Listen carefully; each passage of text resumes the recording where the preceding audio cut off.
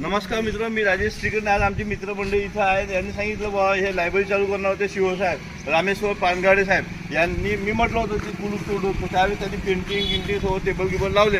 शिवसाहेब हे तुम्ही लायब्ररी पाहून घ्यावी आणि हे लायब्ररी बंद आहे. हे का माझ्यासाठी ना पेंटिंग केली का लाखो रुपये खर्च करून राहिले, हे योग्य नाही आहे. नगर पैशाची शिवला सांगतो कोणती असो. आणि हे पान माती ह्या मोल्यांचा लोक राहतले का? ह्या मोल्ल्यातली परिस्थिती पाहिजे. इथून जायला रस्ता नाही आहे. इथून पोरीबारी जाते, सायकल मुलं जातात कसे.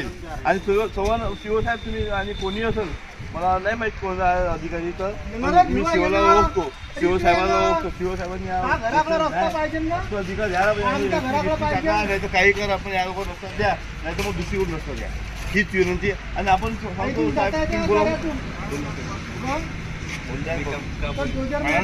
नाही द्या म्हणा. तुम्हाला बोलता येते का? नाही ना, मीच बोलतो. शिवसाहेब तुम्ही समजा आज